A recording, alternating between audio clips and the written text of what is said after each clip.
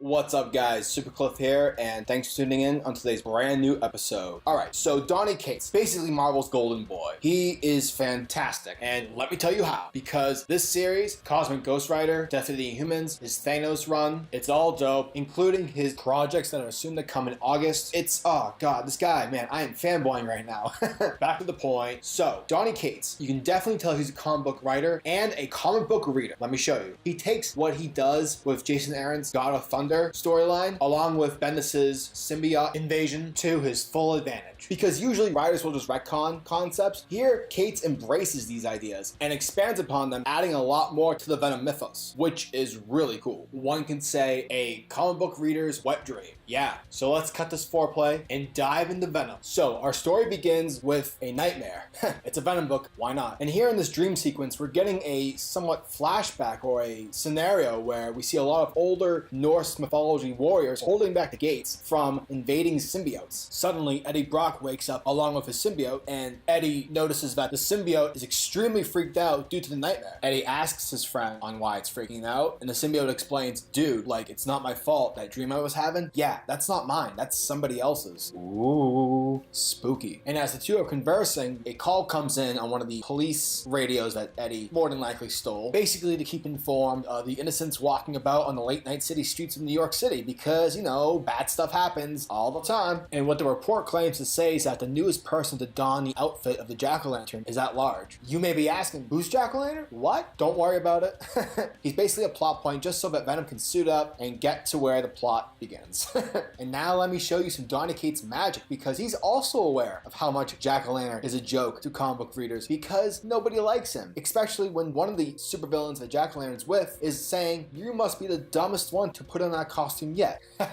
Gotta love that stuff. Especially when you're a reader, you just, oh man, it's so worth it when you get these kind of moments. Anyways, once the police enter the scene and start busting up the weapons warehouse, Jack-o'-lantern escapes, creating collateral damage along the way, and then, as we see Eddie up top on a neighboring rooftop observing the scene, he suddenly loses control of his symbiote. Then we turn back to Jack-o'-lantern fleeing the scene, and then he comes across Venom. However, Venom looks a little bit different. He looks a bit more dangerous than usual, because right now it's not Venom actually in control, nor is it Eddie Brock. It's simply someone else, who right now is just borrowing the form of Venom. Almost like the symbiote itself is reacting to the situation much more dangerously, almost like a compulsion of sorts. And then the police chasing Jack-o'-lantern come by, and they start shooting at Venom. But Venom is unable to stop himself and regain control until a random dart hits him right in the center of the eye and puts him to sleep. And before Venom starts blacking out, he sees a figure standing above him that says, "You'll have to do." The plot thickens. Later on, Eddie wakes up in an old abandoned furnace with some guy who's just standing over him saying that he preferred if Flash Thompson were here, which is a meta reference, because if you guys didn't know, Flash Thompson, between comic readers, the much more preferred Venom. He's sort of like the Wally West when it comes to Venoms. So already, both Eddie and the symbiote do not like this guy.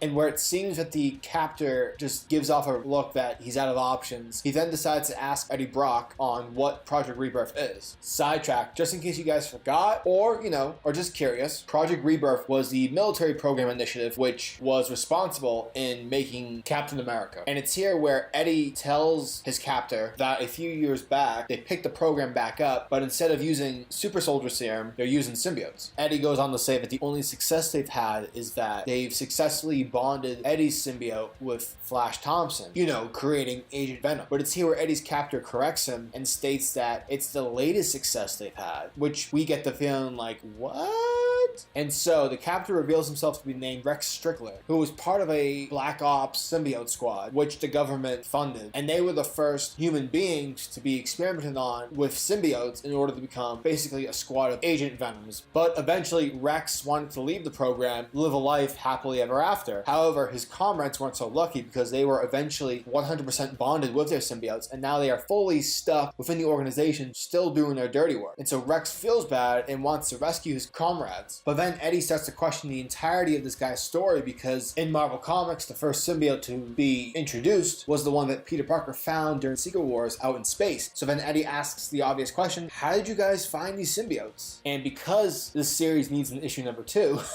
Rex's response is, that's a great question. Wouldn't you like to know, sucker? And so Eddie agrees, hoping he'll get the answers once the mission is complete. Because, you know, this is a big deal. It's basically saying that there have been symbiotes on this planet prior to Secret Wars. And so it leaves the question, what's really going on? And so we change panel scenes and we see Eddie in the middle of the street waiting for a convoy, which is said to be carrying these symbiote soldiers. Eddie suits up, crashes into the truck, causing it to flip over. Then, as Venom is about to open the door and save the soldiers, the 4 symbiote comrades bust open the back door of the truck, revealing themselves, similar to the look that Eddie and the symbiote had when they were confronting Jack-O-Lantern. And then they all start speaking an unknown language, including Eddie's symbiote. And it's here where Eddie's symbiote just bails on Eddie. He's like, dude, I gotta go. Peace. And Eddie's like, all right, screw it. I'll just take these guys out by myself. And then he doesn't because he gets stabbed in the chest. Also, the symbiote comrades, their symbiotes leave their bodies. However, it's revealed that the symbiote's hosts, they're already skeletons, insinuating that the symbiotes were the only reason why they were kept alive. Afterwards, the symbiote comes back to Eddie and is stabilizing him in order to keep him alive. Then Eddie asks his friend, dude, like, what was that language we all were speaking? Because I've never heard of it. And then it's here where the symbiote reveals to Eddie that the language that they were all speaking, the words meant God is coming. And then we're turned to a panel where we see a symbiote-like dragon flying over New York City, which looks dope. We then turn back to a wounded Eddie who is experiencing images including where a kid is running across the street and a car is about to hit him, Eddie first bonding with the symbiote beneath the church, and the scene where Venom is in San Francisco during the Lethal Protector storyline. And while during this, the symbiote jumpstarts Eddie's heart and brings him back to life, fixing him, leaving them both extremely pissed off with the current situation. We then turn the setting back to Rex Strickland, who's just waiting about, patiently hoping that Venom is successful in his mission, but then he's interrupted by Venom himself, who is really, really pissed off, and then tells Rex, bro, you lied to us, now we're gonna go beat the shit out of you. And Rex is like, please don't, I can explain on what's really going on. And that's what I like to call a cliffhanger.